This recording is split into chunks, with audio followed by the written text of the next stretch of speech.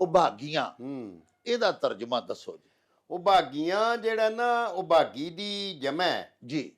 ਉਹ ਕੀ ਦੇਸੀ ਸਾਧੂ ਜਿਸ ਪਿੰਨ ਗੁਲੇਲਾ ਖਾਧੂ। ਜਿਹੜਾ ਬੰਦਾ ਆਪਣਾ ਭੇਸ ਵਟਾ ਕੇ ਸਾਧੂਆਂ ਦਾ ਤੇ ਉਹ ਢਿੱਡ ਦੀ ਅੱਗ ਬੁਝਾਉਣ ਦੇ ਉਪਰਾਲੇ ਕਰਦਾ ਫਿਰਦਾ ਤੇ ਦੌਲਤ ਮਾਇਆ ਇਕੱਠੀ ਕਰਦਾ ਫਿਰਦਾ ਜੀ, ਉਹਦੇ ਬੋਲ 'ਚ ਤੇ ਉਹਦੇ ਅਮਲ 'ਚ ਤੇ ਉਹਦੇ ਕਿਰਦਾਰ 'ਚ ਕੋਈ ਐਸੀ ਗੱਲ ਨਹੀਂ ਹੁੰਦੀ ਕਿ ਉਹ ਦੁਆ ਮੰਗੇ ਤੇ ਉਸੇ ਵੇਲੇ ਪੂਰੀ ਹੋ ਜਾਏ ਕਿਸੇ। ਇਸ ਬਾਬਲ ਦਾ ਕੀ ਪ੍ਰਵਾਸਾ।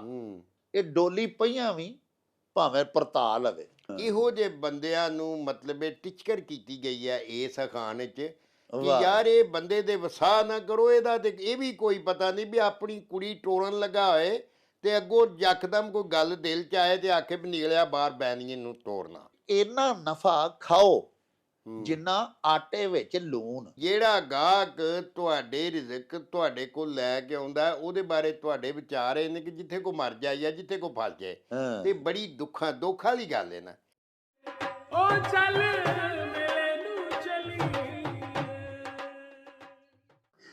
ਬਿਸਮਿल्लाहिर्रहमानिर्रहीम। ਸ਼ੁਰੂ ਖੁਦਾ ਦੇ ਨਾਮੋਂ ਜਿਸ ਦਾ ਜੋੜ ਜਵਾਬ ਨਾ ਕੋਈ, ਜਿਸ ਦੀ ਰਹਿਮਤ ਬਖਸ਼ਿਸ਼ ਵਾਲਾ ਅੰਤ ਹਿਸਾਬ ਨਾ ਕੋਈ। ਦੁਨੀਆ ਭਰ ਵਿੱਚ ਵਸਣ ਵਾਲੇ ਪੰਜਾਬੀਓ ਤੇ ਸਾਡੇ ਪਿਆਰੇ ਵੇਖਣ ਵਾਲਿਓ, ਅਸਲਾਮੁ ਅਲੈਕੁਮ, ਸਤਿ ਸ੍ਰੀ ਅਕਾਲ, ਨਮਸਕਾਰ ਤੇ ਢੇਰ ਢੇਰ ਸਲਾਮਾਂ। ਪੰਜਾਬੀ ਮਾਂ ਬੋਲੀ ਦੇ ਜ਼ੁਬਾਨੋ ਅਦਬ ਤੇ ਸਕਾਫਤ ਦੇ ਫਰੋਗ ਤੇ ਵਧਾਵੇ ਤੇ ਚੜਤਲ ਤੇ ਸਿੱਖਿਆ ਲਈ ਸ਼ੁਰੂ ਕੀਤੇ ਜਾਣ ਵਾਲੇ ਤੁਹਾਡੇ ਆਪਣੇ YouTube ਚੈਨਲ ਮੇਲਾ ਟੀਵੀ ਦੇ ਉੱਤੇ ਤੁਹਾਨੂੰ ਦਿਲ ਦੀਆਂ ਡੁੰਘਾਈਆਂ ਤੋਂ ਸਤ ਬਿਸਮਿਲ੍ਲਾ ਤੇ ਜੀ ਆਇਆਂ ਨੂੰ ਆਖਨੇ ਆ। ਪਿਆਰਿਓ, ਸਾਡੀ ਇਹ ਬੇਨਤੀ ਹੈ ਵੀ ਆਪਣੇ ਮੇਲਾ ਟੀਵੀ ਨੂੰ ਸਬਸਕ੍ਰਾਈਬ ਕਰ ਲਵੋ, ਨਾਲ ਬਣਿਆ ਹੋਇਆ ਟੱਲੀ ਦਾ ਨਿਸ਼ਾਨ ਜ਼ਰੂਰ ਨੱਪਿਆ ਜੇ ਤਾਂ ਕਿ ਸਾਡੇ तमाम ਤਰ ਨੋਟੀਫਿਕੇਸ਼ਨਸ ਵੇਲੇ ਸਿਰ ਤੁਹਾਡੇ ਤਾਈਂ ਅਪੜ ਸਕਣ। ਪਿਆਰਿਓ, ਸਾਡੇ ਵਲੌਗਸ ਨੂੰ ਲਾਈਕ ਤੇ ਆਪਸ ਦੇ ਵਿੱਚ ਤੇ ਪੰਜਾਬੀ ਪਿਆਰਿਆਂ ਦੇ ਨਾਲ ਸ਼ੇਅਰ ਜ਼ਰੂਰ ਕਰਿਆ ਕਰੋ ਤੇ ਨਾਲੇ ਸਾਨੂੰ ਆਪਣੇ ਕਮੈਂਟਸ ਜ਼ਰੂਰ ਭਿਜਵਾਇਆ ਕਰੋ ਜਿਹੜੇ ਕਿ ਸਾਡੇ ਲਈ ਬੜੀ ਹਲਾਸ਼ੇਰੀ ਦਾ ਮੂਜਬ ਹੁੰਦੇ ਨੇ। ਤੇ ਨਾਲੇ ਪਿਆਰਿਓ, ਅਸੀਂ ਤੁਹਾਡੇ ਕਮੈਂਟਸ ਦੇ ਚਾਨਣੇ ਆਪਣੀ ਗੱਲਬਾਤ ਨੂੰ ਮਜ਼ੀਦ ਨਿਖਾਰਨ, ਸ਼ਿੰਗਾਰਨ ਤੇ ਸਵਾਰਨ ਦਾ ਆਰ ਤੇ ਯਤਨ ਵੀ ਕਰਦੇ ਰਹਿੰਦੇ ਆ। ਪਿਆਰਿਓ, ਮੁਹੰਮਦ ਗੌਰੀ, ਜਿਹਦਾ ਕਿ ਪੂਰਾ ਨਾਂ ਸ਼ਹਾਬੁਦੀਨ ਮੁਹੰਮਦ ਗੌਰੀ ਸੀ, ਸਾਡੇ ਬਰੇ ਸਗੀਰ ਪਾਕੋ ਹਿੰਦ ਦਾ ਤੇ ਅਫਗਾਨਿਸਤਾਨ ਦਾ ਇੱਕ ਬੜਾ ਅਜ਼ੀਮ ਮੁਸਲਿਮ ਫਾਤਿਹ ਹੋਇਆ ਹੈ, ਇੱਕ ਜੰਗਜੂ ਹੋਇਆ ਹੈ। ਪਿਆਰਿਓ, ਸਬ ਕੌਂਟੀਨੈਂਟ ਜਿਹੜਾ ਬਰੇ ਸਗੀਰ ਪਾਕੋ ਹਿੰਦ, ਇਹਦੇ ਵਿੱਚ ਮੁਸਲਿਮ ਸਲਤਨਤ ਦੀ ਅਸਲ ਬੁਨਿਆਦ ਸ਼ਹਾਬੁਦੀਨ ਮੁਹੰਮਦ ਗੌਰੀ ਨੇ ਰੱਖੀ ਸੀ। ਉਸ ਤੋਂ 150 ਸਾਲ ਪਹਿਲੇ ਮਹਿਮੂਦ ਗਜ਼ਨਵੀ ਨੇ ਵੀ ਬਿਲਾ ਸ਼ੁਬਾ ਹਿੰਦੁਸਤਾਨ ਦੇ ਉੱਤੇ 17 ਹਮਲੇ ਕੀਤੇ, ਲੇਕਿਨ ਉਹ ਆਇਆ ਇੱਥੋਂ ਬਹੁਤ ਸਾਰਾ ਮਾਲੇ ਗਨੀਮਤ, ਮਾਲੋ ਜ਼ਰ ਇਕੱਠਾ ਕੀਤਾ ਤੇ ਲੈ ਕੇ ਪਿਛਾਂ ਪਰਤ ਜਾਂਦਾ ਰਿਹਾ। ਇੱਕ ਰਸਤਾ ਜ਼ਰੂਰ ਮੁਸਲਿਮ ਫਾਤਹੀਨ ਦੇ ਵਾਸਤੇ ਉਹਨੇ ਖੋਲਿਆ, ਲੇਕਿਨ ਬਾਕਾਇਦਾ ਇੱਕ ਮੁਸਲਿਮ ਮੁਲਕ ਜਾਂ ਸਲਤਨਤ ਦੀ ਬੁਨਿਆਦ ਹਕੂਮਤ ਦੀ ਉਹਨੇ ਕੋਈ ਨਹੀਂ ਸੀ ਰੱਖੀ। ਇਹ ਸਿਰਾ ਸ਼ਹਾਬੁਦੀਨ ਮੁਹੰਮਦ ਗੌਰੀ ਦੇ ਸਿਰ ਹੀ ਵੱਜਾ, ਜਿਹਦੇ ਨਾਂ ਦਾ ਪਿਆਰਿਓ ਸਾਡੇ ਮੁਹਸਨੇ ਪਾਕਿਸਤਾਨ ਡਾਕਟਰ ਅਬਦੁਲ ਕਦੀਰ ਖਾਨ ਹੋਰਾਂ ਨੇ ਪਾਕਿਸਤਾਨ ਨੂੰ ਗੌਰੀ ਮਿਜ਼ਾਈਲ ਬਣਾ ਕੇ ਦਿੱਤਾ ਹੈ। ਕੋਟ ਧਮੀਕ ਇੱਕ ਇਲਾਕਾ ਹੈ ਜੇਲਮ ਦਾ, ਉਹਦੇ ਵਿੱਚ ਉਹਦਾ ਮਕਬਰਾ ਵੀ ਹੈ, ਉਹ ਵੀ ਡਾਕਟਰ ਅਬਦੁਲ ਕਦੀਰ ਖਾਨ ਹੋਰਾਂ ਹੀ ਬਣਵਾਇਆ ਸੀ। ਹਿੰਦੁਸਤਾਨ ਦੀ ਇੱਕ ਜੰਗ ਤੋਂ ਪਿਛਾਂ ਪਰਤਦਿਆਂ ਹੋਇਆਂ ਰਸਤੇ ਦੇ ਵਿੱਚ ਪਿਆਰਿਓ ਇਹ ਜਿਹੜਾ ਜੇਲਮ ਦਾ ਇਲਾਕਾ ਹੈ ਕੋਟ ਧਮੀਕ, ਇੱਥੇ ਉਹਨੂੰ ਕਤਲ ਕਰ ਦਿੱਤਾ ਗਿਆ ਸੀ। ਤੇ ਇੱਥੇ ਹੀ ਫਿਰ ਉਹਦਾ ਜਸਦੇ ਖਾਕੀ ਜਿਹੜਾ ਸੀ ਉਹਨੂੰ ਸਪੁਰਦੇ ਹਾਕ ਕੀਤਾ ਗਿਆ। ਪਿਆਰਿਓ, ਅਸੀਂ ਉਹਦੀਆਂ ਫਤੂਹਾਤ ਬਾਰੇ ਗੱਲਬਾਤ ਨਹੀਂ ਕਰਾਂਗੇ, ਉਹਦੇ ਆਲਾ ਕਿਰਦਾਰ ਦਾ ਇੱਕ ਵਾਕਿਆ ਤੁਹਾਡੀ ਨਜ਼ਰ ਕਰਨਾ ਹੈ। ਪਿਆਰਿਓ, ਉਹਨੇ ਤਰਾਵੜੀ ਦੇ ਮੈਦਾਨ ਦੇ ਵਿੱਚ 2 ਜੰਗਾਂ ਹਿੰਦੁਸਤਾਨ ਦੇ ਰਾਜਪੂਤਾਂ ਦੇ ਨਾਲ, ਇੱਥੋਂ ਦੇ ਬਾਦਸ਼ਾਹਾਂ ਦੇ ਨਾਲ, ਇੱਥੋਂ ਦੇ ਸਲਾਤੀਨ ਦੇ ਨਾਲ ਲੜੀਆਂ ਸਨ। ਪ੍ਰਿਥਵੀ ਰਾਜ ਚੌਹਾਨ ਬੜਾ ਵੱਡਾ ਜੰਗਜੂ ਬਾਦਸ਼ਾਹ ਸੀ ਹਿੰਦੁਸਤਾਨ ਦਾ, ਔਰ ਬਹੁਤ ਸਾਰੇ ਰਾਜਪੂਤ ਬਾਦਸ਼ਾਹ ਜਿਹੜੇ ਨੇ ਉਹਨਾਂ ਨੇ ਵੀ ਉਹਦਾ ਸਾਥ ਦਿੱਤਾ। ਪਹਿਲੀ ਜੰਗੇ ਤਰਾਇਨ ਜਾਂ ਜੰਗੇ ਤਰਾਵੜੀ ਲੜੀ ਗਈ, ਜਿਹਦੇ ਵਿੱਚ ਪਿਆਰਿਓ ਨਾ ਸਿਰਫ ਸ਼ਹਾਬੁੱਦੀਨ ਮੁਹੰਮਦ ਗੌਰੀ ਨੂੰ ਸ਼ਿਕਸਤ ਹੋਈ, ਬਲਕਿ ਉਹ ਜ਼ਖਮੀ ਵੀ ਹੋ ਗਿਆ, ਬੜਾ ਸ਼ਦੀਦ ਜ਼ਖਮੀ ਹੋ ਗਿਆ। ਔਰ ਕਬਲ ਇਸ ਤੇ ਕਿ ਉਹ ਵਿਚਾਰਾ ਬੇਹੋਸ਼ ਹੋ ਕੇ ਖੂਨ ਜ਼ਿਆਦਾ ਵਗ ਜਾਣ ਦੀ ਵਜ੍ਹਾ ਤੋਂ ਕਿਤੇ ਮਰ ਖਪ ਜਾਂਦਾ। ਉਹਦੇ ਚੰਦ ਇੰਤਹਾਈ ਵਫਾਦਾਰ ਤੇ ਵਫਾਸ਼ੁਆਰ ਸਿਪਾਹੀਆਂ ਨੇ ਉਹਨੂੰ ਵੇਖ ਲਿਆ ਸ਼ਦੀਦ ਜ਼ਖਮੀ ਹਾਲਤ ਦੇ ਵਿੱਚ, ਤੇ ਮੈਦਾਨ ਜੰਗ ਦੇ ਵਿੱਚੋਂ ਉਹਨੂੰ ਚੁੱਕ ਕੇ ਤੇ ਵਾਪਸ ਲੈ ਕੇ ਨੱਸ ਗਏ ਔਰ ਉਹਨੂੰ ਬਹਿਫਾਜ਼ਤ ਖੁਰਾਸਾਨ ਪਹੁੰਚਾ ਦਿੱਤਾ। ਪਿਆਰਿਓ, ਉਹਨੇ ਆਪਣੀ ਸ਼ਿਕਸਤ ਤੋਂ ਦਿਲ ਨਹੀਂ ਹਾਰਿਆ, ਬੜਾ ਉਲੁਲ ਅਜ਼ਮ ਵੱਡੇ ਉਦਮ ਵਾਲਾ ਫਾਤਿਹ ਜਰਨੈਲ ਸੀ। ਉਹਨੇ ਫੇਰ 1 ਸਾਲ ਤਿਆਰੀ ਕੀਤੀ ਔਰ ਅਗਲੇ ਸਾਲ ਉਹਨੇ ਤਰਾਵੜੀ ਦੇ ਮੈਦਾਨ ਦੇ ਵਿੱਚ ਜਿਹੜੀ ਦੂਸਰੀ ਜੰਗੇ ਤਰਾਇਨ ਲੜੀ ਗਈ, ਉਹਦੇ ਵਿੱਚ ਉਹਨੇ ਸ਼ਿਕਸਤ ਦਿੱਤੀ। ਰਾਜਾ ਜਿਹੜਾ ਸੀ ਹਿੰਦੁਸਤਾਨ ਦਾ, ਜਿਹਨੂੰ ਤਕਰੀਬਨ ਕੋਈ 100 ਦੇ ਨੇੜੇ ਰਾਜਪੂਤ ਸਰਦਾਰਾਂ ਤੇ ਬਾਦਸ਼ਾਹਾਂ ਤੇ ਸਲਾਤੀਨ ਦੀ ਇਮਦਾਦ ਵੀ ਹਾਸਲ ਸੀ, 3 ਲੱਖ ਦੇ ਕਰੀਬ ਉਹਦੀ ਫੌਜ ਸੀ, ਉਹਨੂੰ ਸ਼ਿਕਸਤ ਦਿੱਤੀ ਔਰ ਪ੍ਰਿਥਵੀ ਰਾਜ ਚੌਹਾਨ ਮਾਰਿਆ ਵੀ ਗਿਆ। ਮੈਂ ਜਿਹੜਾ ਵਾਕਿਆ ਤੁਹਾਡੀ ਨਜ਼ਰ ਕਰਨਾ ਚਾਹਨਾ ਉਹ ਇਹ ਸੀ ਕਿ ਜਦੋਂ ਪਹਿਲੀ ਵਾਰੀ ਸ਼ਿਕਸਤ ਖਾ ਕੇ ਹਾਰ ਕੇ ਪ੍ਰਿਥਵੀ ਰਾਜ ਚੌਹਾਨ ਤੋਂ ਵਾਪਸ ਉਹ ਆਪਣੇ ਮੁਲਕ ਚਲਾ ਗਿਆ, ਗੌਰ ਜਿੱਥੋਂ ਦਾ ਕਿ ਉਹ ਹੁਕਮਰਾਨ ਸੀ, ਪਹਿਲੇ ਉੱਥੇ ਗਵਰਨਰ ਸੀ, ਫਿਰ ਉੱਥੇ ਦਾ ਬਾਦਸ਼ਾਹ ਬਣਿਆ, ਫਿਰ ਉਹਨੇ ਪਿਆਰਿਓ ਅਫਗਾਨਿਸਤਾਨ ਫਤਹ ਕੀਤਾ, ਗਜ਼ਨੀ ਦੇ ਵਿੱਚ ਆਪਣੀ ਹਕੂਮਤ ਦਾ ਕਿਆਮ ਕੀਤਾ। ਉਸ ਤੋਂ ਬਾਅਦ ਮਸ਼ਰਕ ਵੱਲ ਟੁਰ ਪਿਆ ਤੇ ਹਿੰਦੁਸਤਾਨ ਵੀ ਉਹ ਜਿਹੜਾ ਨਾ ਜੀ ਬਹਾਰ ਤੇ ਬੰਗਾਲ ਤੱਕ ਉਹਨੇ ਫਿਰ ਹਕੂਮਤ ਕੀਤੀ, ਦਿੱਲੀ ਦਾ ਤਖਤ ਵੀ ਉਹਦੇ ਜ਼ੇਰੇ ਨਗੀਨ ਰਿਹਾ। ਜਦੋਂ ਪਹਿਲੀ ਵਾਰੀ ਉਹ ਸ਼ਿਕਸਤ ਖਾ ਕੇ ਤੇ ਵਾਪਸ ਗਿਆ ਨਾ ਜੀ ਗਜ਼ਨੀ, ਤੇ ਪਿਆਰਿਓ ਉਹਦਾ ਬੜਾ ਜੰਗੀ ਨੁਕਸਾਨ ਵੀ ਹੋਇਆ ਸੀ, ਆਪੋਂ ਵੀ ਉਹ ਸ਼ਦੀਦ ਜ਼ਖਮੀ ਹੋਇਆ ਔਰ ਹਾਰ ਉਹਨੂੰ ਸਦਮਾ ਸਹਿਣਾ ਪਿਆ ਹਾਰ ਦਾ।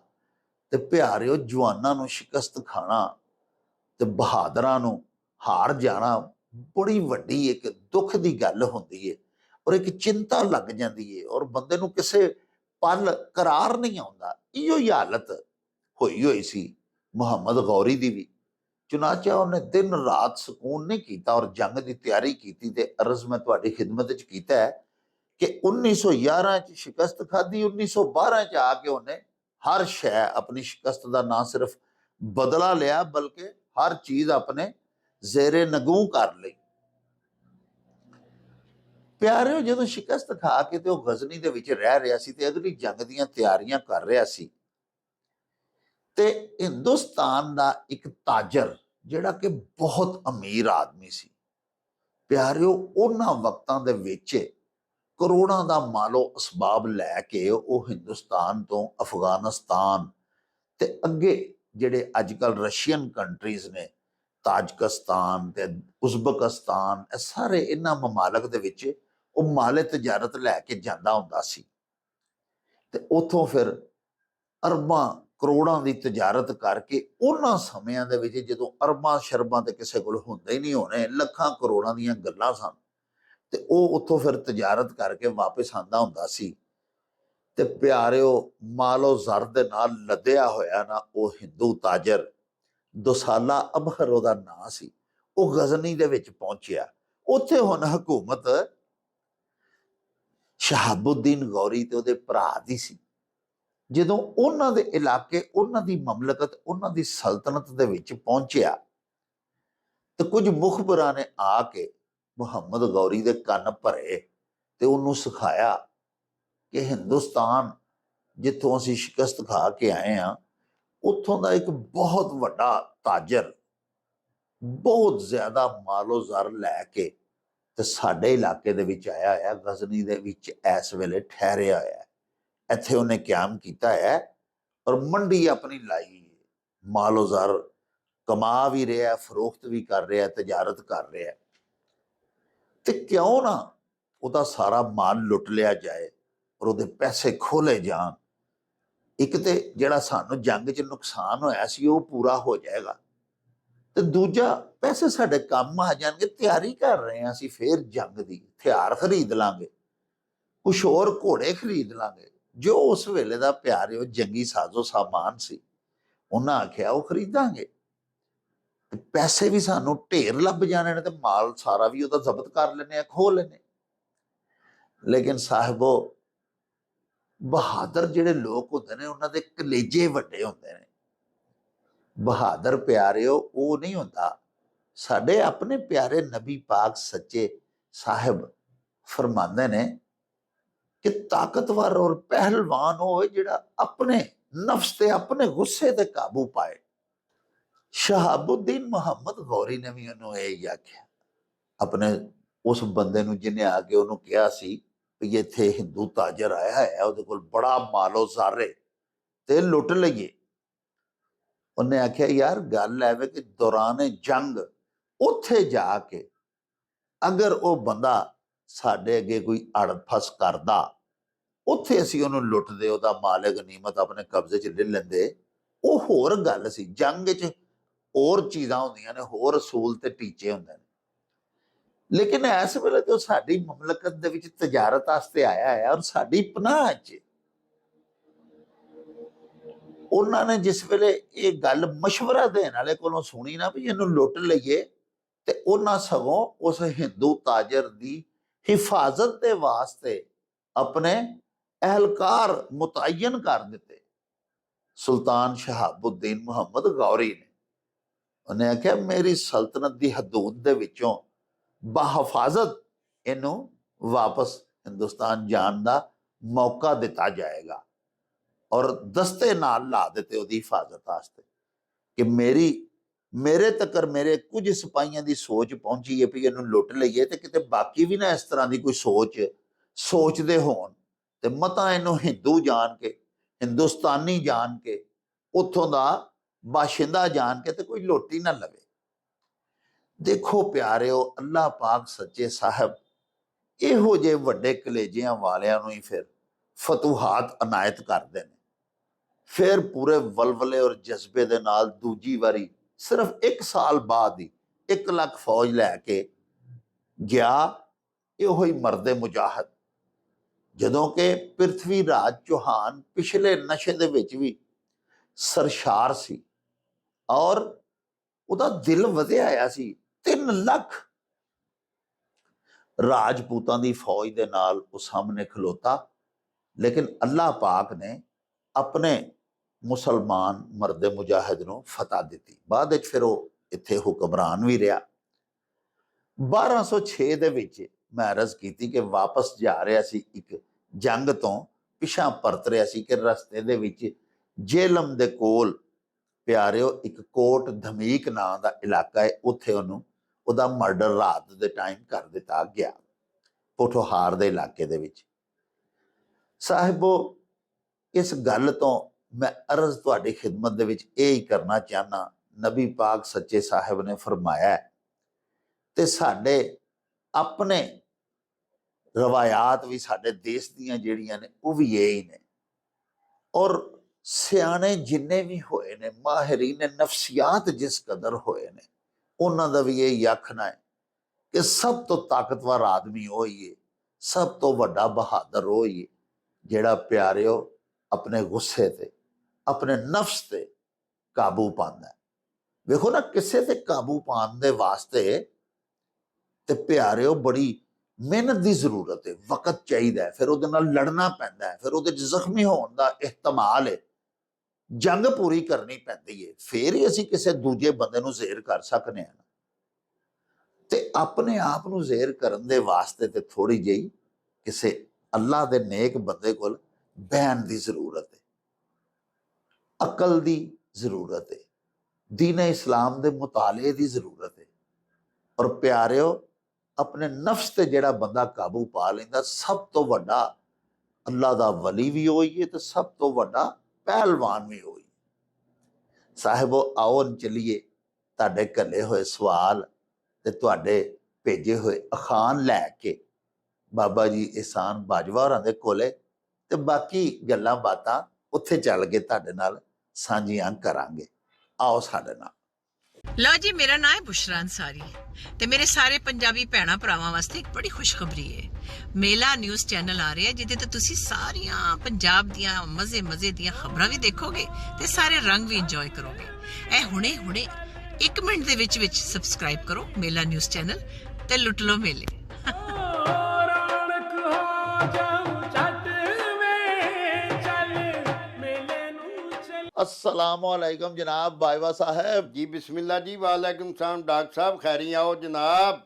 हजूर गुजारिश है वे कि अज सब तो पहला जेड़ा अखान है जी जी वो जी साडे बड़े ही प्यारे वेखण वाले ने, जी जी पर रले सानू देर नाल ने। अज काफी देर बाद उन्हां खान भेजिया। जी जी जी अब्दुल गफूर उन्हां दा नाम है जी। जी जी कबीर वाला तो उन्हां दा ताल्लुक है जी जी ते अमेरिका च रहिंदे ने जी, कैलिफोर्निया च। जी जी जी पहले ते बड़े मुसलसल सानू खान भेजदे हुंदे हां। जी जी जी बहरहाल अज जनाब उन्हां सब तो पहले ते आख्या कि एक लफज है उभागियां, ਇਹਦਾ ਤਰਜਮਾ ਦੱਸੋ ਜੀ।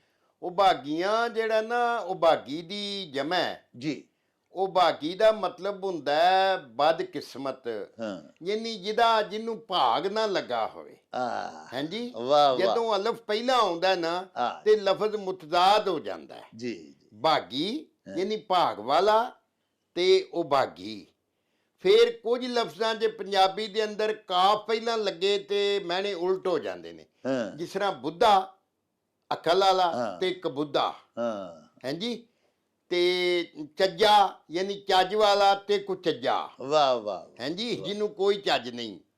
ਤੋ ਪੰਜਾਬੀ ਦੀ ਏਡੀ ਵੱਡੀ ਜ਼ਬਾਨ ਹੈ ਵਾਹ ਵਾਹ, ਕਿ ਜਿਹਦਾ ਅਸਾਂ ਮਤਲਬ ਮੁੱਲ ਹੀ ਨਹੀਂ ਪਾਇਆ। ਔਰ ਸਾਡੇ ਜਿਹੜੇ ਦਾਨਿਸ਼ਵਰ ਵੀ ਨੇ ਅੱਜ ਕੱਲ੍ਹ ਉਹਨੂੰ ਨਿੱਕੀ ਤੋਂ ਨਿੱਕੀ ਬਣਾਉਣ ਦੇ ਚੱਕਰ 'ਚ ਨੇ ਕਿ ਉਹ ਆਪ ਮਿਹਨਤ ਨਹੀਂ ਕਰਦੇ, ਆਪ ਗੌਰ ਨਹੀਂ ਕਰਦੇ। ਹਾਂ ਹਾਂਜੀ, ਹਾਂ ਤੋ ਉਹ ਭਾਗੀ ਦਾ ਮਤਲਬ ਹੁੰਦਾ ਹੈ ਕਿ ਬਦਕਿਸਮਤ, ਹਾਂ ਤੇ ਉਹ ਭਾਗੀਆਂ ਯਾਨੀ ਬਦਕਿਸਮਤਾਂ ਜਿਨ੍ਹਾਂ ਨੂੰ ਭਾਗ ਨਾ ਲੱਗਾ ਹੋਵੇ। ਹਾਂ। ਹਾਂਜੀ, ਤੋ ਉਹ ਬੇਨਸੀਬ ਲੋਕ, ਬਦਕਿਸਮਤ। ਲੋ ਜੀ ਸਾਹਿਬ, ਉਹ ਵੇਖਿਆ ਜੀ, ਜਿਵੇਂ ਅਸੀਂ ਕਿਸੇ ਨੂੰ ਆਖਦੇ ਆ ਨਾ ਭਾਗਾਂ ਵਾਲੀ ਜਾਂ ਹਾਂਜੀ। ਭਾਗਵਾਨ ਆਖਦੇ। ਹਾਂਜੀ ਬਾਜਵਾ ਸਾਹਿਬ ਦੱਸਿਆ ਕਿ ਅਲਫ ਪਹਿਲੇ ਲੱਗ ਜਾਣਾ ਤੇ ਉਹ ਭਾਗੀ ਯਾਨੀ ਭਾਗਾਂ ਵਾਲੀ ਜਿਹੜੀ ਹੈ ਨਾ, ਬਖਤਾਵਰ, ਉਹਦੇ ਉਲਟ ਗੱਲ ਹੋ ਜਾਂਦੀ ਹੈ, ਮੁਤਜ਼ਾਦ ਹੋ ਜਾਂਦਾ, ਬਦਬਖਤ ਬਣ ਜਾਂਦਾ। ਹਾਂਜੀ। ਉਭਾਗੀ ਜਦੋਂ ਅਸੀਂ ਆਖਦੇ ਆ ਜਾ, ਜਾ। ਤੇ ਉਭਾਗੀਆਂ ਇਹ ਕਿਸ ਜਮਾ ਹੈ, ਯਾਨੀ ਬਹੁਤ ਸਾਰੀਆਂ ਬਦਬਖਤ ਔਰਤਾਂ ਹੋਣ, ਕੋਈ ਡੰਗਰ ਹੋਣ, ਮੱਝਾਂ ਗਾਵਾਂ ਹੋਣ, ਕੁਛ ਵੀ ਹੋਵੇ, ਬਹੁਤ ਸਾਰੇ ਹੋਣ ਤੇ ਫਿਰ ਉਭਾਗੀਆਂ ਜਮਾ ਹੋ ਗਿਆ। ਬਾਜਵਾ ਸਾਹਿਬ, ਇਹਨਾਂ ਹੀ ਸਾਡੇ ਵੇਖਣ ਵਾਲੇ ਜਿਹੜੇ ਨੇ ਬੜੇ ਪਿਆਰੇ ਅਬਦੁਲ ਗਫੂਰ ਸਾਹਿਬ, ਜੀ ਜੀ ਇਹਨਾਂ ਹੀ ਜਨਾਬ ਇੱਕ ਅਖਾਣ ਵੀ ਭੇਜਿਆ ਭਈ, ਉਹ ਕੀ ਦੇਸੀ ਸਾਧੂ ਜਿਸ ਪਿੰਨ ਗੁਲੇਲਾ ਖਾਧੂ। ਹਾਂਜੀ, ਇਹ ਵੇਖੋ ਨਾ, ਦੱਸਿਆ ਗਿਆ ਕਿ ਜਿਹੜਾ ਸਾਧੂ ਹੈ ਨਾ, ਸਾਧ ਜਿਹੜਾ ਹੈ ਉਹਦੀ ਉਹ ਹੁੰਦਾ ਜਿਹਦੀ ਅੱਲਾ ਨਾਲ ਯਾਰੀ ਹੁੰਦੀ ਹੈ। ਵਾਹ। ਤੇ ਜਿਹੜਾ ਬੰਦਾ ਆਪਣਾ ਭੇਸ ਵਟਾ ਕੇ ਸਾਧੂਆਂ ਦਾ ਤੇ ਉਹ ਢਿੱਡ ਦੀ ਅੱਗ ਬੁਝਾਉਣ ਦੇ ਉਪਰਾਲੇ ਕਰਦਾ ਫਿਰਦਾ ਤੇ ਦੌਲਤ ਮਾਇਆ ਇਕੱਠੀ ਕਰਦਾ ਫਿਰਦਾ, ਜੀ ਉਹਦੇ ਬੋਲ 'ਚ ਤੇ ਉਹਦੇ ਅਮਲ 'ਚ ਤੇ ਉਹਦੇ ਕਿਰਦਾਰ 'ਚ ਕੋਈ ਐਸੀ ਗੱਲ ਨਹੀਂ ਹੁੰਦੀ ਕਿ ਉਹ ਦੁਆ ਮੰਗੇ ਤੇ ਉਸੇ ਵੇਲੇ ਪੂਰੀ ਹੋ ਜਾਏ ਕਿਸੇ। ਜਿਹੜਾ ਬੰਦਾ ਆਪਣਾ ਭੇਸ ਵਟਾ ਕੇ ਸਾਧੂਆਂ ਦਾ ਤੇ ਉਹ ਢਿੱਡ ਦੀ ਅੱਗ ਬੁਝਾਉਣ ਦੇ ਉਪਰਾਲੇ ਕਰਦਾ ਫਿਰਦਾ ਤੇ ਦੌਲਤ ਮਾਇਆ ਇਕੱਠੀ ਕਰਦਾ ਫਿਰਦਾ, ਜੀ ਉਹਦੇ ਬੋਲ 'ਚ ਤੇ ਉਹਦੇ ਅਮਲ 'ਚ ਤੇ ਉਹਦੇ ਕਿਰਦਾਰ 'ਚ ਕੋਈ ਐਸੀ ਗੱਲ ਨਹੀਂ ਹੁੰਦੀ ਕਿ ਉਹ ਦੁਆ ਮੰਗੇ ਤੇ ਉਸੇ ਵੇਲੇ ਪੂਰੀ ਹੋ ਜਾਏ ਕਿਸੇ, ਵਾਹ। ਜਾਂ ਉਹ ਕਿਸੇ ਨੂੰ ਕੋਈ ਦੁਆ ਦੇਵੇ ਕਿਸੇ ਦੇ ਹੱਕ ਅੰਦਰ ਤੇ ਉਹ ਉਸੇ ਵੇਲੇ ਪੂਰੀ ਹੋ ਜਾਏ। ਹਾਂ ਕਿਉਂਕਿ ਜਿਹੜਾ ਬੰਦਾ ਸਾਧੂ ਤੇ ਉਹ ਜਿਹਨੇ ਸਭ ਕੁਝ ਤਿਆਗ ਦਿੱਤਾ ਹੈ, ਹਾਂ। ਜਿਹਨੇ ਸਿਰਫ ਇੱਕ ਅੱਲਾ ਨਾਲ ਲੋਲ ਲਾਈ ਏ। ਵਾਹ ਜਿਹਨੇ ਆਪਣੇ ਕੋਲ ਕੱਖ ਨਹੀਂ ਰੱਖਿਆ, ਕਿਉਂਕਿ ਰੌਲਾ ਤੇ ਮੱਲ ਮੁਕਾਉਣ ਦਾ ਹੈ। ਹਾਂ ਖੁਦਾ ਆਂਦਾ ਤੂੰ ਆਪਣੀਆਂ ਮੱਲ ਮੁਕਾ ਦੇ ਤੇ ਮੈਂ ਤੇਰਾ ਵਾਂ ਤੇ ਤੂੰ ਮੈਂ ਵੇਂ। ਵਾਹ ਹਾਂਜੀ, ਵਾਹ ਤੇ ਫਿਰ ਇਹ ਮੱਲ ਮੁਕਾਣਾ ਹੀ ਅਸਲ ਕੰਮ ਹੈ, ਜਿਹੜਾ ਕਿ ਬੰਦਾ ਮੁਕਾ ਨਹੀਂ ਸਕਦਾ। ਅਸੀਂ ਇਹ ਦੁਨੀਆ ਦੀਆਂ ਜੁੜਤਾਂ ਦੇ ਨਾਲ ਪੂਰੀ ਲੋਕ ਜੁੜੇ ਹੋਏ ਨੇ, ਔਰ ਬਹੁਤੇ ਲੋਕ ਜਿਹੜੇ ਨੇ ਮਤਲਬ ਵੀ ਉਹ ਕਿ ਭੇਸ ਵਟਾ ਕੇ ਸਾਧੂਆਂ ਦਾ, ਹਾਂਜੀ, ਤੇ ਉਹ ਆਪਣੀਆਂ ਬਗਲੀਆਂ ਪਾਈ ਫਿਰਦੇ ਨੇ ਤੇ ਮੰਗਣ ਟੁਰੇ ਫਿਰਦੇ ਨੇ। ਹਾਲਾ ਮਤਲਬ ਇਹ ਕਿ ਮੰਗਣ ਦਾ ਜਿਹੜਾ ਸਿਲਸਿਲਾ ਸੀ ਨਾ, ਉਹ ਸੀ ਸਿਰਫ ਇੱਕ ਦਿਨ ਜੁਮੇਰਾਤ ਨੂੰ। ਜੀ ਜਿਹੜੇ ਨਾਥ ਜੋਗੀਆਂ ਦਾ ਵੀ ਸਿਲਸਿਲਾ ਸੀ, ਜੁਮੇਰਾਤ ਨੂੰ ਜਾਣਾ ਹੈ। ਹੁਕਮ ਇਹ ਸੀ ਕਿਸੇ ਕੋ ਪੈਸਾ ਨਹੀਂ ਲੈਣਾ, ਰੋਟੀ ਲੈਣੀ ਏ ਮੰਨੀ, ਪੂਰੀ ਰੋਟੀ ਨੂੰ ਆਂਦੇ ਸਨ, ਖੰਨੀ ਆਂਦੇ ਸਨ, ਅੱਧੀ ਰੋਟੀ ਨੂੰ, ਚੱਪਾ ਆਂਦੇ ਸਨ ਚੌਥੇ ਹਿੱਸੇ ਨੂੰ। ਹਾਂ ਕੋਈ ਮੰਨੀ ਦੇ ਦੇ, ਕੋਈ ਖੰਨੀ ਦੇ ਦੇ, ਕੋਈ ਚੱਪਾ ਦੇ ਦੇ, ਉਹ ਬਗਲੀ 'ਚ ਪਾ ਕੇ ਲੈ ਆਉਣਾ। 8 ਦਿਨ ਉਹੀ ਪਿਓ ਕੇ ਪਾਣੀ ਦੇ ਵਿੱਚ ਖਾਂਦਿਆਂ ਰਹਿਣਾ ਤੇ ਜੁਮੇਰਾਤ ਨੂੰ ਮੰਗਣ ਜਾਣਾ ਤੇ ਵਾਹ, ਕਿਸੇ ਵਾਹ। ਦੇ ਬੂਹੇ ਦੇ ਅੰਦਰ ਪੈਰ ਨਹੀਂ ਪਾਣਾ। ਵਾਹ ਤੇ ਇਸਤਰੀ ਆ ਜਾਏ, ਨਾਰੀ ਆ ਜਾਏ, ਧਿਆਨ ਹੇਠਾਂ ਰੱਖਣਾ, ਉਹਦੇ ਵੱਲ ਵੇਖਣਾ ਨਹੀਂ।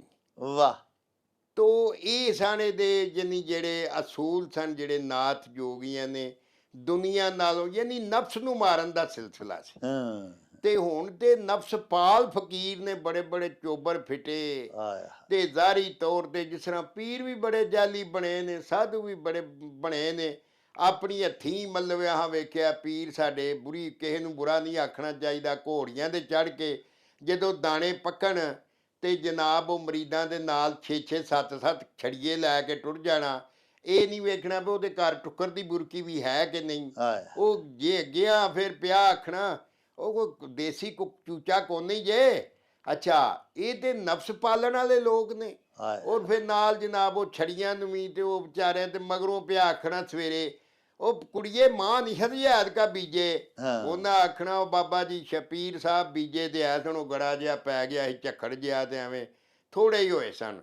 ਤੇ ਉਹਨਾਂ ਆਖਣਾ ਥੋੜਿਆਂ ਜੋ ਪੀਰ ਦਾ ਥੋੜਾ ਹਿੱਸਾ ਦੇ ਛੜੋ, ਆਇਆ ਮਤਲਬ ਇਹ ਆਪਣੇ ਕੋਲ ਕੱਖ ਨਾ ਰੱਖੋ। ਅਸਤਗਫਿਰੁੱਲਾਹ। ਹਾਂਜੀ, ਤੇ ਉਹ ਇਹੋ ਜਿਹੇ ਜਿਹੜੇ ਸਾਧ ਨੇ ਜਾਂ ਇਹੋ ਜਿਹੇ ਜਿਹੜੇ ਪੀਰ ਨੇ, ਉਹਨਾਂ ਕਿਸੇ ਨੂੰ ਕੀ ਦੇਣਾ ਹੁੰਦਾ ਜਾਂ ਉਹਨਾਂ ਦੀ ਦੁਆ ਨੇ ਕਿਸੇ ਦਾ ਕੀ ਸਵਾਰਨਾ ਹੁੰਦਾ। ਲਓ ਜੀ ਪਿਆਰਿਓ, ਸਾਡੇ ਵੀਰ ਭਾਈ ਅਬਦੁਲ ਗਫੂਰ ਸਾਹਿਬ ਨੇ ਜਿਹੜਾ ਸਾਨੂੰ ਅਖਾਣ ਭਿਜਵਾਇਆ ਹੈ, ਉਹ ਇਸ ਤਰ੍ਹਾਂ ਹੈ ਭਈ ਉਹ ਕੀ ਦੇਸੀ ਸਾਧੂ ਜਿਸ ਪਿੰਨ ਗੁਲੇਲਾ ਖਾਧੂ, ਯਾਨੀ ਜਿਹਨੇ ਆਪ ਮੰਗ ਕੇ ਖਾਧਾ ਉਹ ਕਿਸੇ ਨੂੰ ਕੀ ਦੇਗਾ। ਦੇਖੋ ਨਾ, ਇੱਕ ਬੰਦਾ ਹੈ, ਉਹ ਆਪ ਮੰਗਣਹਾਰ ਹੈ, ਉਹ ਆਪ ਫਕੀਰ ਹੈ।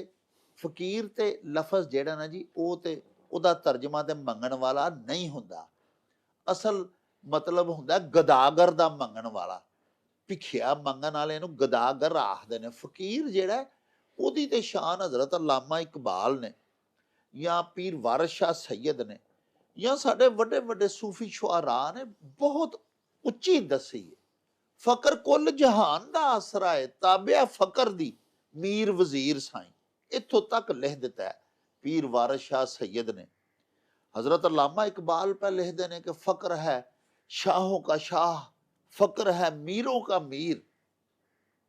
फ़क्र बहुत उच्चा मुकाम है। इस खान च वैसे गल की गई है साधु दी, ते साधु प्यारिओ जिहड़े हिंदुआं दे विच, हिंदू मत दे विच जिहड़े अल्लाह लोक हुंदे ने, नेक लोक, भगती करन वाले, अल्लाह पाक सच्चे साहिब दी हजूर ਉਹਦੇ ਰਿਆਜ਼ਤ ਕਰਨ ਵਾਲੇ, ਉਹਨਾਂ ਨੂੰ ਆਖਿਆ ਜਾਂਦਾ ਹੈ ਸਾਧੂ। ਲੇਕਿਨ ਮੁਰਾਦ ਇਹਦੇ ਚ ਹਰ ਮਜ਼ਹਬ ਨਾਲ ਤਾਲੁਕ ਰੱਖਣ ਵਾਲੇ ਨੇਕ ਲੋਕ, ਸਾਧੂ, ਸੰਤ, ਫਕੀਰ ਸਾਰੇ ਵਿੱਚ ਆ ਜਾਂਦੇ ਨੇ ਇਸ ਖਾਨ ਦੇ। ਤੇ ਜਿਹੜਾ ਆਪ ਮੰਗ ਪਿੰਨ ਕੇ ਖਾਂਦਾ ਹੈ, ਜਿਹੜਾ ਆਪ ਭਿਖਿਆ ਮੰਗਦਾ, ਉਹਦੇ ਕੋਲ ਤੁਸੀਂ ਜਾ ਕੇ ਇਹ ਆਸ ਲਾ ਲਵੋ ਵੀ ਮੇਰਾ ਕੋਈ ਕੰਮ ਇਹਦੇ ਹੱਥੀਂ ਸੌਰ ਜਾਏਗਾ, ਤੇ ਕਿੰਨੀ ਵੱਡੀ ਇੱਕ ਬੇਵਕੂਫੀ ਹੈ। ਤੁਹਾਨੂੰ ਇਹ ਨਜ਼ਰ ਆਉਂਦਾ ਹੈ ਪਿਆ ਸਾਹਮਣੇ ਕਿ ਉਹ ਤੇ ਆਪ ਤੁਹਾਡੇ 5-10 ਰੁਪਈਆਂ ਦਾ ਵਜ਼ਾਰਾ ਹੈ। ਤੁਸੀਂ ਆਪਣੇ ਹੱਥੀਂ ਉਹਦੇ ਠੂਠੇ 'ਚ ਖੈਰ ਵੀ ਪਾਉਂਦੇ ਹੋ ਤੇ ਫਿਰ ਆਪਣੀ ਝੋਲੀ ਉਹਦੇ ਅੱਗੇ ਅੱਡਣ ਡਏ ਹੋ, ਤੇ ਤੁਹਾਡੇ ਤੋਂ ਫਿਰ ਵੱਡਾ ਕੰਮ ਅਕਲ ਕੌਣ ਹੋ ਸਕਦਾ। ਇਹ ਹੀ ਗੱਲ ਸਾਨੂੰ ਇਸ ਖਾਨ 'ਚ ਸਮਝਾਈ ਗਈ ਏ ਭਈ ਅੱਲਾਹ ਪਾਕ ਸੱਚੇ ਸਾਹਿਬ ਵੱਲ ਗੌ ਕਰੋ। ਅੱਲਾਹ ਪਾਕ ਸੱਚੇ ਸਾਹਿਬ ਤੋਂ ਹਰ ਸ਼ੈ ਮੰਗੋ। ਅੱਲਾਹ ਪਾਕ ਤੋਂ ਇਲਾਵਾ ਕੋਈ ਕਿਸੇ ਨੂੰ ਨਹੀਂ ਦੇ ਸਕਦਾ। ਅੱਲਾਹ ਪਾਕ ਹੀ ਦੇਣਹਾਰ ਹੈ। ਤੇ ਅਸੀਂ ਜਿਹੜੇ ਲੋਕ ਅਜੇ ਜਾ ਕੇ ਦੂਸਰਿਆਂ ਤੋਂ ਉਹਨਾਂ ਤੋਂ ਆਸਾਂ ਉਮੀਦਾਂ ਲਾਉਂਦੇ ਨੇ, ਇੱਕ ਤੇ ਸ਼ਿਰਕ ਦਾ ਇਰਤਕਾਬ ਕਰਦੇ ਨੇ, ਦੂਸਰਾ ਪਿਆਰਿਓ ਆਪਣਾ ਈਮਾਨ ਖਰਾਬ ਕਰਦੇ ਨੇ, ਕਿਉਂਕਿ ਕੋਈ ਕਿਸੇ ਨੂੰ ਦੇ ਹੀ ਨਹੀਂ ਸਕਦਾ। ਬਾਈਵਾ ਸਾਹਿਬ ਵੇਖੋ ਨਾ ਕਿੰਨੀ ਸੋਹਣੀ ਗੱਲ ਕੀਤੀ ਕਿ ਘੋੜੀਆਂ ਤੇ ਚੜ ਕੇ ਵਾਕਈ ਜਾ ਕੇ ਆਪਣੇ ਮਰੀਜ਼ਾਂ ਦੇ ਘਰਾਂ 'ਚੋਂ ਕਣਕਾਂ ਮੰਗਣ ਵਾਲੇ ਅਸਾਂ ਕਈ ਵਾਰੀ ਦੇਖਿਆ। ਹੁਣ ਚਲੋ ਘੋੜੀਆਂ ਦੀ ਥਾਂ ਤੇ ਗੱਡੀਆਂ ਆ ਗਈਆਂ ਤੇ ਆਉਂਦੇ ਨੇ ਆ ਕੇ ਤੇ ਆਪਣੇ ਮੁਰੀਦਾਂ ਦੇ ਘਰੋਂ ਇੰਨਾ ਕੁਝ ਇੱਕ ਵਾਰੀ 'ਚ ਇਕੱਠਾ ਕਰਕੇ ਲੈ ਜਾਂਦੇ ਨੇ ਕਿ ਜਿੰਨਾ ਅੱਲਾ ਜਾਣਦਾ, ਜੇ ਕਿਸੇ ਗਰੀਬਨੀ ਯਤੀਮਨੀ ਬੱਚੀ ਨੂੰ ਦਿੱਤਾ ਜਾਏ ਤੇ ਉਹਦਾ ਵਿਆਹ ਹੋ ਜਾਂਦਾ ਹੈ। ਅਸਾਂ ਵੇਖਿਆ ਸਾਡੇ ਮਹੱਲੇ ਦੇ ਵਿੱਚ ਇੱਕ ਪੀਰ ਸਾਹਿਬ ਆਉਂਦੇ ਹੁੰਦੇ ਸਨ ਤੇ ਅਸਾਂ ਦੇਖਣਾ ਕਿ ਸਾਰੇ ਮਹੱਲੇ ਦੇ ਜਿੰਨੇ ਉਹਨਾਂ ਦੇ ਮੁਰੀਦ ਸਨ, ਉਹਨਾਂ ਨੇ ਕਿਸੇ ਨੇ ਜ਼ਨਾਨਾ ਸੂਟ ਦੇਣਾ, ਕਿਸੇ ਨੇ ਮਰਦਾਨਾ ਸੂਟ ਦੇਣਾ, ਹੱਤਾ ਕਿ ਪੀਰ ਸਾਹਿਬ ਨੇ ਜਿਸ ਘਰ ਆ ਕੇ ਡੇਰਾ ਲਾਣਾ ਉਹ ਜ਼ਰਾ ਵੱਡਾ ਮੁਰੀਦ ਸੀ, ਜ਼ਰਾ ਧਨਵਾਨ ਸੀ, ਉਹਨੂੰ ਇੱਥੋਂ ਤੱਕ ਰੱਖਣਾ ਮੇਰੀ ਗੱਡੀ ਦਾ ਮੋਬਾਈਲ ਚੇਂਜ ਕਰਵਾਓ, ਫਿਲਟਰ ਸਾਰੇ ਬਦਲਵਾ ਦਿਓ, 에ਅਰ ਫਿਲਟਰ ਬਦਲਾਓ, ਮੋਬਾਈਲ ਫਿਲਟਰ ਬਦਲਵਾਓ, ਉਸ ਤੋਂ ਬਾਅਦ ਅੱਛੀ ਤਰ੍ਹਾਂ ਸਰਵਿਸ ਕਰਵਾਓ ਤੇ ਗੱਡੀ ਫੁੱਲ ਕਰਾ ਕੇ ਲਿਆਓ, ਅਸਾਂ ਸਵੇਰੇ ਕੂਚ ਕਰਨਾ। ਉਹਨੇ ਇਹ ਵੀ ਕਰਕੇ ਦੇਣਾ। ਪਿਆਰਿਓ ਨਕਦੀ ਦੇਣੀ ਲੋਕਾਂ ਜਿੰਨੇ ਉਸ ਮਹੱਲੇ 'ਚ ਮੁਰੀਦ ਸਨ। ਸਾਨੂੰ ਤੇ ਅੱਲਾਹ ਪਾਕ ਨੇ ਬਚਾਇਆ, ਅਸੀਂ ਤੇ ਅੱਲਾਹ ਪਾਕ ਦੇ ਹੀ ਮੁਰੀਦ ਸਾਂ ਤੇ ਨਬੀ ਪਾਕ ਦੇ ਹੀ ਸਾਂ। ਤੇ ਬਹਰਹਾਲ ਮੈਂ ਅੱਖੀਂ ਵੇਖਿਆ ਹੈ ਕਿ ਇੰਨੀ ਕੁ ਕਾਫੀ ਸਾਰੀਆਂ ਚੀਜ਼ਾਂ ਤੇ ਦੌਲਤ ਪੈਸੇ ਤੇ ਨਕਦੀ ਤੇ ਇਕੱਠਾ ਕਰਕੇ ਪੀਰ ਸਾਹਿਬ ਗੱਡੀ ਭਰ ਕੇ ਲੈ ਜਾਂਦੇ ਸਨ। ਤੇ ਉਹ ਜਿਹੜਾ ਉਹਨਾਂ ਦਾ ਸਭ ਤੋਂ ਵੱਡਾ ਮੁਰੀਦ ਸੀ, ਮੇਰਾ ਦੋਸਤ ਸੀ, ਮੈਂ ਇੱਕ ਦਿਨ ਉਹਨੂੰ ਆਖਿਆ ਕਿ ਸਾਡੇ ਮਹੱਲੇ ਦੇ ਵਿੱਚ ਇੱਕ ਧੋਬੀਆਂ ਦੀ ਬੱਚੀ ਜਵਾਨ ਹੈ, ਉਹਦਾ ਬਾਪ ਮਰ ਗਿਆ ਹੈ ਤੇ ਯਾਰ ਜਿੰਨੇ ਐਤਕੀ ਤੁਸੀਂ ਸੂਟ ਤੇ ਨਕਦੀ ਸਾਰਾ ਕੁਝ ਦਿੱਤਾ ਹੈ ਨਾ, ਇਹ ਅਗਰ ਨਾ ਦਿੰਦੇ ਨਾ ਪੀਰ ਸਾਹਿਬ ਨੂੰ ਤੇ ਆ ਬੱਚੀ ਦੀ ਸ਼ਾਦੀ ਹੋ ਜਾਣੀ ਸੀ। ਤੇ ਉਹ ਅੱਗੋਂ ਮੇਰੇ ਨਾਲ ਲੜ ਪਿਆ, ਬਕਾਇਦਾ ਮੈਨੂੰ ਯਾਦ ਹੈ। ਉਹ ਅੱਗੋਂ ਮੇਰੇ ਨਾਲ ਉਹਨੇ ਕਾਫੀ ਬਦਮਜ਼ਗੀ ਜੀ ਹੋ ਗਈ ਸਾਡੀ ਕਿ ਤੂੰ ਕੌਣ ਹੋਣਾ ਸਾਨੂੰ ਡੱਕਣ ਵਾਲਾ। ਸੋ ਪਿਆਰਿਓ ਦੇਖੋ, ਅੱਲਾਹ ਪਾਕ ਨੂੰ ਰਾਜ਼ੀ ਕਰਨ ਵਾਲੀਆਂ ਇਹ ਗੱਲਾਂ ਨਹੀਂ ਕਿ ਪੀਰ ਸਾਹਿਬ ਨੂੰ ਗੱਡੀ ਧਵਾ ਕੇ ਦੇਣੀ ਤੇ ਉਹਨਾਂ ਦੇ ਮੋਬਾਈਲ ਬਦਲਵਾਣੇ। ਅੱਲਾਹ ਪਾਕ ਸੱਚਾ, ਅੱਲਾਹ ਜਾਣਦਾ ਜੇ ਤਾਂ ਹੀ ਰਾਜ਼ੀ ਹੁੰਦਾ ਜੇ ਕਿਸੇ ਐਸੀ ਬੱਚੀ ਜਿਹਦੇ ਸਿਰ ਤੇ ਕੋਈ ਨਹੀਂ, ਉਹਦਾ ਭਰਾ ਕੋਈ ਨਹੀਂ, ਉਹਦੀ ਬੁੱਢੀ ਮਾਂ ਲੋਕਾਂ ਦੇ ਘਰਾਂ 'ਚ ਕੰਮ ਕਰਦੀ ਏ, ਉਹਦੀ ਸ਼ਾਦੀ ਕਰ ਦਈਏ ਤੇ ਮੈਂ ਸਮਝਣਾ ਰੱਬ ਨੂੰ ਬਹੁਤਾ ਮਨਾਉਣ ਦਾ ਇਹ ਵੱਡਾ ਜ਼ਰੀਆ। ਬਾਈਵਾ ਸਾਹਿਬ ਇੱਕ ਸਾਡੇ ਵੀਰ ਨੇ ਹਸਨ ਰਫੀਕ ਵੜਾਏ 'ਚ ਜੀ ਪਿੱਛੋਂ ਤੇ ਉਹ ਕਾੜੇ ਦੇ ਨੇ, ਲੇਕਿਨ ਆਸਟ੍ਰੇਲੀਆ 'ਚ 20-22 ਸਾਲ ਤੋਂ ਰਹਿ ਰਹੇ ਨੇ ਸਨੇ ਫੈਮਿਲੀ। ਪੰਜਾਬੀ ਜ਼ੁਬਾਨ ਨਾਲ ਬੜਾ ਇਸ਼ਕ ਕਰਦੇ ਨੇ ਜੀ। ਉਹ ਮਾਨ ਨਾਲ ਦੱਸਦੇ ਨੇ ਕਿ ਮੈਂ 22 ਸਾਲ ਹੋ ਗਏ ਨੇ ਆਸਟ੍ਰੇਲੀਆ 'ਚ ਰਹਿਣਾ, ਲੇਕਿਨ ਮੇਰੇ ਘਰ 'ਚ ਮੇਰੇ ਬੱਚੇ ਬੀਵੀ ਅਸੀਂ ਪੰਜਾਬੀ ਬੋਲਦੇ। ਬੜੀ ਅੱਛੀ ਗੱਲ ਆ। ਉਹਨਾਂ ਸਰ ਸਾਨੂੰ ਇੱਕ ਅਖਾਣ ਭਜਵਾਇਆ ਭਈ ਇਸ ਬਾਬਲ ਦਾ ਕੀ ਪ੍ਰਵਾਸਾ, ਇਹ ਡੋਲੀ ਪਈਆਂ ਵੀ ਭਾਵੇਂ ਪਰਤਾ ਲਵੇ।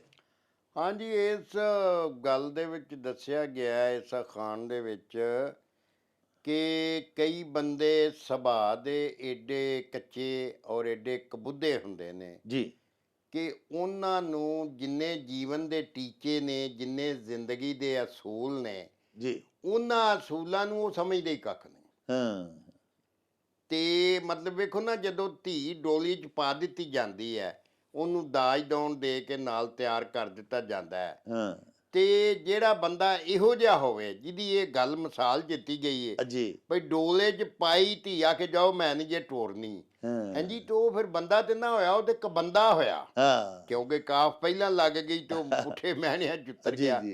ਤੋ ਇਹਦੇ 'ਚ ਜਿਹੜੇ ਬੰਦੇ ਮੁਸਤਕਿਲ ਮਜ਼ਾਜ ਨਹੀਂ ਹੁੰਦੇ ਤੇ ਇਸ ਤਰ੍ਹਾਂ ਦੇ ਨਾ ਬੜੇ ਸਮਝ ਲਓ ਕਿ ਇਸ ਤਰ੍ਹਾਂ ਦਾ ਉਹਨਾਂ ਦਾ ਸੁਭਾਅ ਹੁੰਦਾ ਹੈ ਕਿ ਤੁਸੀਂ ਉਹਨਾਂ ਦੇ ਬਾਰੇ ਕੋਈ ਰਾਏ ਕਾਇਮ ਨਹੀਂ ਕਰ ਸਕਦੇ ਵੀ ਪਤਾ ਨਹੀਂ ਕਿਹੜੇ ਵੇਲੇ ਕਿਸੇ ਘੜੇ ਦੇ ਢੱਕਣ ਨਹੀਂ ਹੁੰਦੇ, ਕੋਈ ਅਸੂਲ ਕਿਸੇ ਕਾਇਦੇ ਨੂੰ ਨਹੀਂ ਮੰਨਦੇ, ਜੋ ਦਿਲ ਚਾਹੇ ਜੋ ਮੂੰਹ ਚਾਹੇ ਉਹ ਮਤਲਬ ਇਹ ਸ਼ੁਰੂ ਹੋ ਜਾਂਦੇ ਨੇ।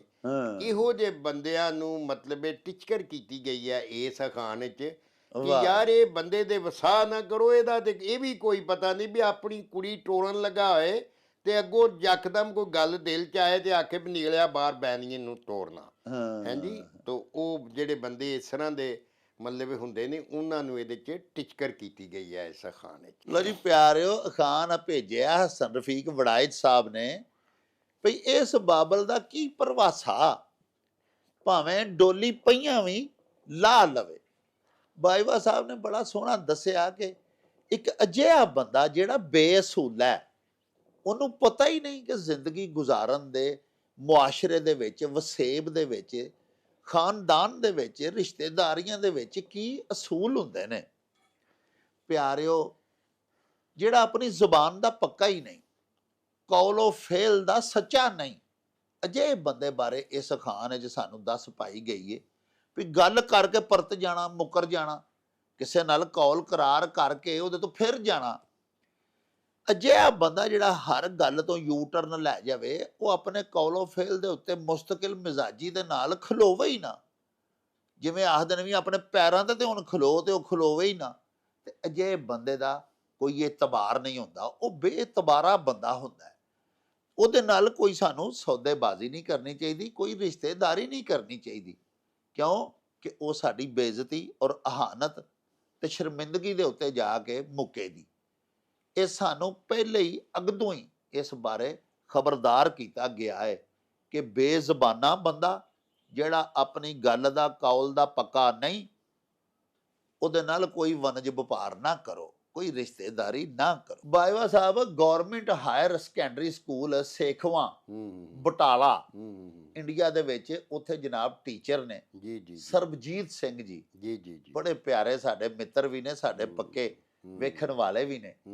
ਉਹਨਾਂ ਜਨਾਬ ਬੜੀ ਮੱਤ ਦੀ ਗੱਲ ਇੱਕ ਭਜਵਾਈ ਹੈ ਅਖਾਣ ਦੀ ਸ਼ਕਲ ਵਿੱਚ। ਅੱਛਾ। ਉਹ ਇਸ ਤਰ੍ਹਾਂ ਜੀ ਵੀ ਇੰਨਾ ਨਫਾ ਖਾਓ ਜਿੰਨਾ ਆਟੇ ਵਿੱਚ ਲੂਣ। ਇਹ ਵੇਖੋ ਜੀ, ਗੱਲ ਇਹ ਹੈ ਕਿ ਪੁਰਾਣੇ ਜ਼ਮਾਨੇ 'ਚ ਜਿਹੜੇ ਖੱਤਰੀ ਹੁੰਦੇ ਸਨ ਜੀ, ਉਹਨਾਂ ਨੇ ਜਿਹੜਾ ਵਣਜ ਵਟਾ ਸਾਰੇ ਕਾਰੋਬਾਰ ਦੁਕਾਨਾਂ ਉਹ ਹੀ ਕਰਦੇ ਸਨ। ਜੀ ਅਸਾਂ ਜੋ ਸੁਣਿਆ, ਸਾਡੇ ਤੋਂ ਪੈਦਾ ਹੋਣ ਤੋਂ ਪਹਿਲਾਂ ਇੱਥੇ ਸਾਡੇ ਕਿਲ੍ਹਾ ਕਾਲਰ ਵਾਲਾ ਜਿਹੜਾ ਕਿਲ੍ਹਾ ਸੂਬਾ ਸਿੰਘ ਹੈ, ਜੀ ਇਹ ਸਾਰਾ ਬਾਜ਼ਾਰ ਖੱਤਰੀਆਂ ਦਾ ਹੀ ਹੁੰਦਾ ਸੀ ਜੀ।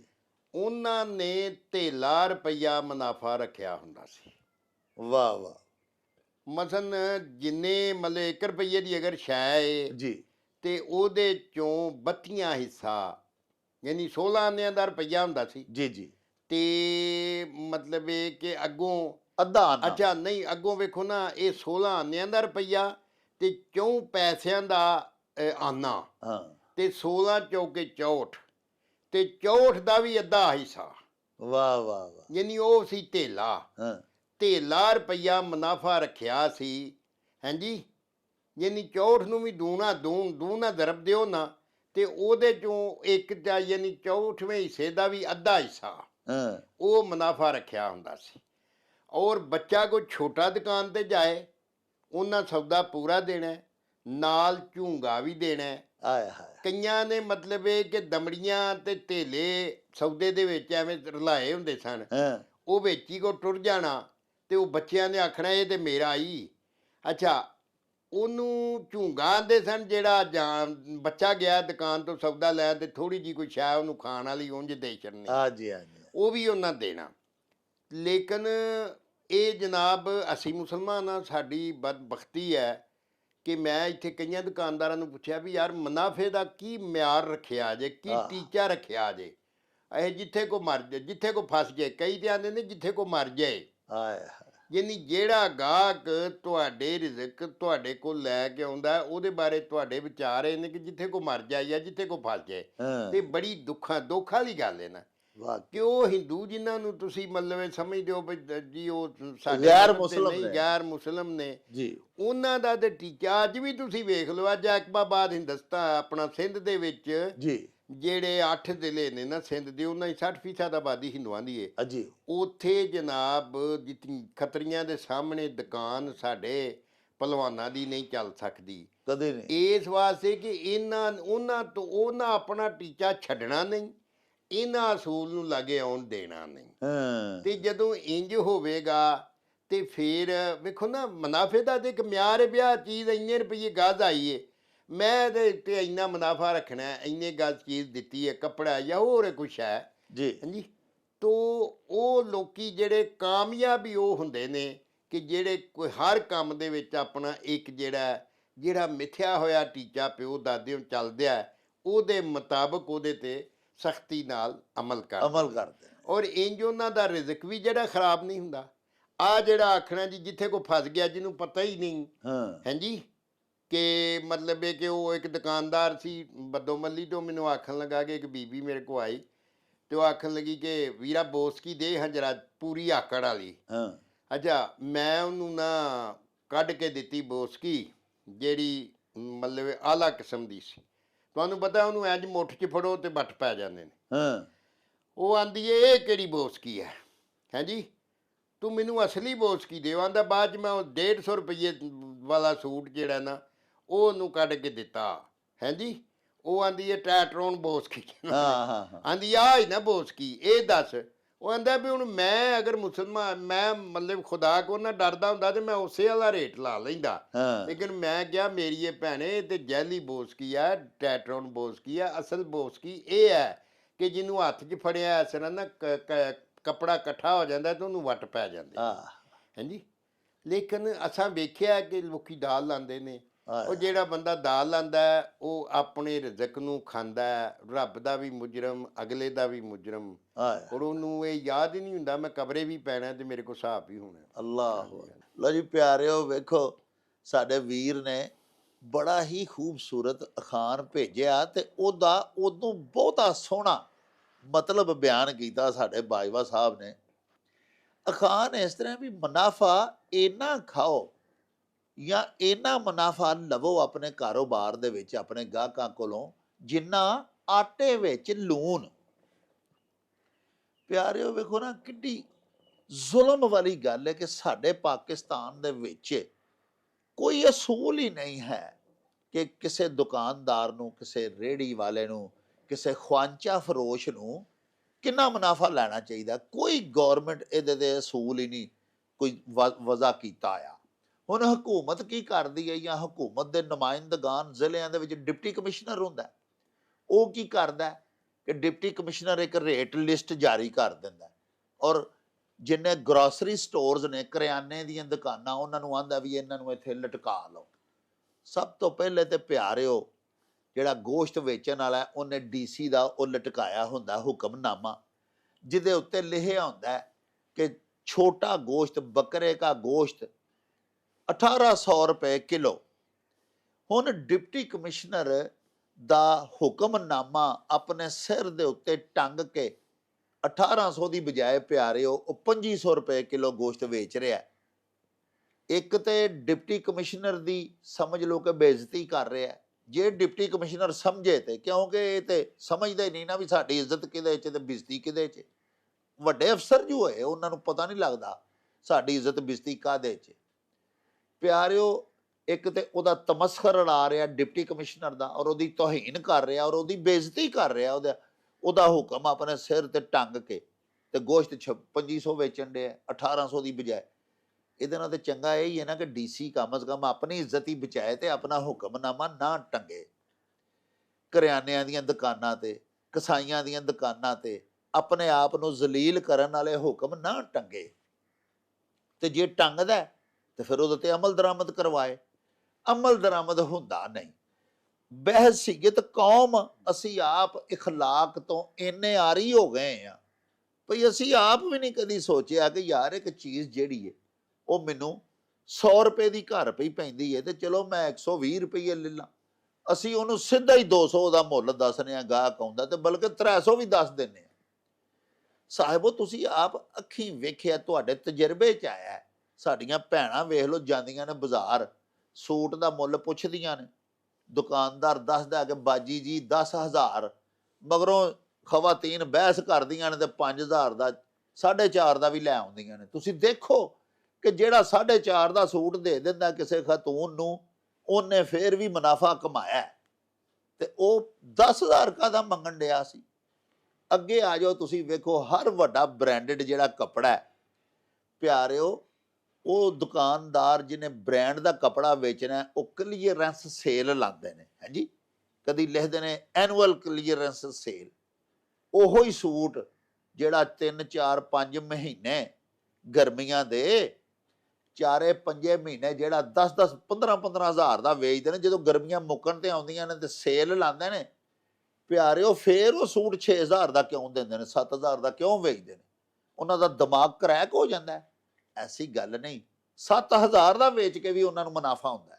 ਲੇਕਿਨ ਬਾਜਵਾ ਸਾਹਿਬ ਜਿਵੇਂ ਫਰਮਾ ਦਿੱਤਾ ਕਿ ਅਸੀਂ ਲੋਕਾਂ ਨੂੰ ਦਾ ਲਾਉਣ ਤੋਂ ਨਹੀਂ ਮੁੜਦੇ, ਹਾਲਾਂਕਿ ਅਸੀਂ ਇਹ ਨਹੀਂ ਸੋਚਦੇ ਕਿ ਦਾ ਅਸੀਂ ਆਪਣੇ ਆਪ ਨੂੰ ਲਾ ਰਹੇ ਹਾਂ। ਇਹ ਦੁਨੀਆ ਜਿਹੜੀ ਹੈ ਪਿਆਰਿਓ, ਇਹ ਤੇ ਖੇਤੀ ਹੈ ਆਖਰਤ ਦੀ। ਇੱਥੇ ਜੋ ਬੀਜਣਾ ਹੈ ਉਹ ਸਾਨੂੰ ਵੱਢਣਾ ਹੀ ਪੈਣਾ ਹੈ। ਅਦਲ इंसाफ फकत हशर पे मौकूफ नहीं, जिंदगी खुद भी गुनाहों की सजा देती है। एक मुनासब हुकूमत ਨੂੰ ਵੀ ਚਾਹੀਦਾ, ਸਾਡੀ ਸਰਕਾਰ ਨੂੰ ਵੀ ਚਾਹੀਦਾ ਇੱਕ ਮੁਨਾਸਬ ਕੋਈ ਅਸੂਲ ਵਜ਼ਾ ਕਰ ਦੇਵੇ ਕਿ ਐਨੀ ਮਾਲੀਅਤ ਦੀ ਚੀਜ਼ ਜਿਹੜੀ ਹੈ ਉਹਦੇ ਤੇ ਤੁਸੀਂ ਐਨਾ ਮੁਨਾਫਾ ਲੈ ਸਕਦੇ ਹੋ। ਉਹ ਕੋਈ ਨਹੀਂ ਕਰਦਾ। ਤੁਸੀਂ ਦੇਖੋ ਨਾ ਕਿ ਗਵਰਨਮੈਂਟ ਦੇ ਜਿਹੜੇ ਸਕੂਲ ਨੇ ਉੱਥੇ ਫ੍ਰੀ ਪੜ੍ਹਾਈ ਕਰਾਈ ਜਾ ਰਹੀ ਹੈ। ਅਸੀਂ ਬੜੇ ਹੀ ਖੁਸ਼ ਹੋਏ ਹਾਂ। ਕੱਲ ਸਾਡੀਆਂ ਅਖਬਾਰਾਂ ਦੇ ਵਿੱਚ ਹੀ ਖਬਰਾਂ ਲੱਗੀਆਂ ਨੇ, ਮੈਂ ਆਪਣੇ ਅਖਬਾਰ 'ਚ ਵੀ ਖਬਰ ਲਾਈ ਹੈ ਕਿ ਗਵਰਨਮੈਂਟ ਦੇ ਸਕੂਲ ਦੇ ਵਿੱਚ ਯੂਨੀਫਾਰਮ ਵੀ ਬੱਚਿਆਂ ਨੂੰ ਦਿੱਤਾ ਜਾ ਰਿਹਾ ਹੈ ਔਰ ਬੱਚਿਆਂ ਨੂੰ ਕਿਤਾਬਾਂ ਵੀ ਦਿੱਤੀਆਂ ਜਾ ਰਹੀਆਂ ਨੇ ਗਵਰਨਮੈਂਟ ਵੱਲੋਂ, ਔਰ ਫੀਸ ਵੀ ਕੋਈ ਨਹੀਂ। ਹੁਣ ਦੂਜੇ ਬੰਨੇ ਪਿਆਰਿਓ ਵੇਖ ਲਓ ਪ੍ਰਾਈਵੇਟ ਸਕੂਲ, ਕੋਈ ਅੱਜ ਤੱਕ ਕਾਨੂੰਨ ਹੀ ਨਹੀਂ ਬਣ ਸਕਿਆ ਕਿ ਕਿਹੜਾ ਪ੍ਰਾਈਵੇਟ ਸਕੂਲ ਇੱਕ ਬੱਚੇ ਦੀ ਕਿੰਨੀ ਫੀਸ ਲੈ ਰਿਹਾ। ਇੱਕ ਬੱਚਾ ਜਿਹੜਾ ਪਿਆਰਿਓ ਪਹਿਲੀ ਜਾਂ ਦੂਜੀ ਜਮਾਤ ਦਾ, ਇੱਕ ਸਕੂਲ ਉਹਦਾ 2500 ਰੁਪਇਆ ਮਹੀਨਾ ਫੀਸ ਲੈ ਰਿਹਾ, ਦੂਜਾ ਸਕੂਲ ਉਹਦਾ 15,000 ਰੁਪਇਆ ਮਹੀਨਾ ਲੈ ਰਿਹਾ, ਇੱਕ ਤੀਜਾ ਸਕੂਲ ਉੱਠ ਕੇ ਪਹਿਲੀ ਜਮਾਤ ਦੇ ਬੱਚੇ ਦੀ 40,000 ਰੁਪਇਆ ਫੀਸ ਮਹੀਨੇ ਦੀ ਲੈ ਰਿਹਾ। ਕੋਈ ਕਿਸੇ ਨੂੰ ਪੁੱਛਣ ਵਾਲਾ ਨਹੀਂ। ਇਲਮ ਫਰੋਸ਼ ਜਿਹੜੇ ਨੇ ਉਹ ਆਖਦੇ ਨੇ ਕਿ ਹਮ ਇਲਮ ਕੀ ਇਲਮ ਪਰਵਰ ਹੈ। ਕਿੰਨਾ ਜ਼ੁਲਮ ਹੋਣ ਡਿਆ ਹੈ, ਔਰ ਇਹ ਸਾਰਾ ਜ਼ੁਲਮ ਹੋ ਰਿਹਾ ਸਾਹਿਬੋ ਹਕੂਮਤਾਂ ਦੀ ਛਤਰ ਛਾਵੇਂ, ਹੁਕਮਰਾਨਾਂ ਦੇ ਉਹਨਾਂ ਦੀ ਨੱਕ ਦੇ ਥੱਲੇ ਸਭ ਕੁਝ ਹੋਣ ਡਿਆ।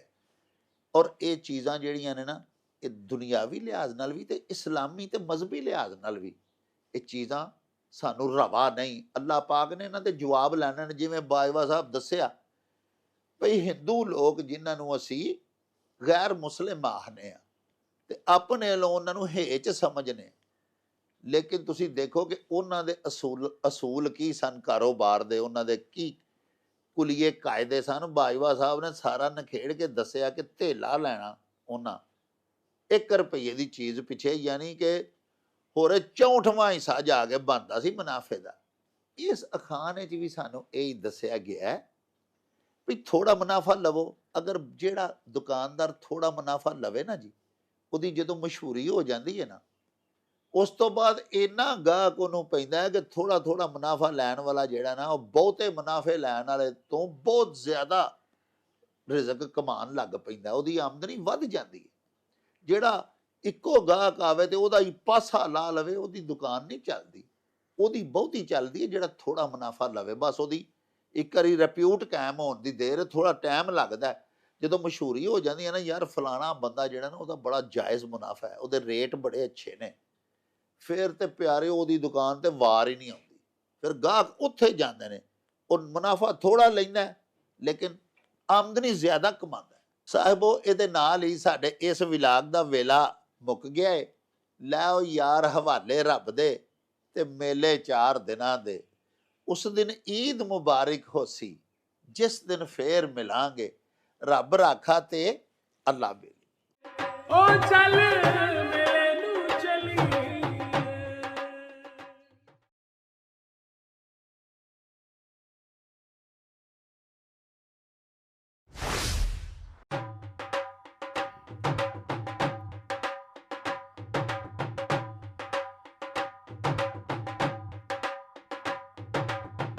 रौनक हो जाऊं चट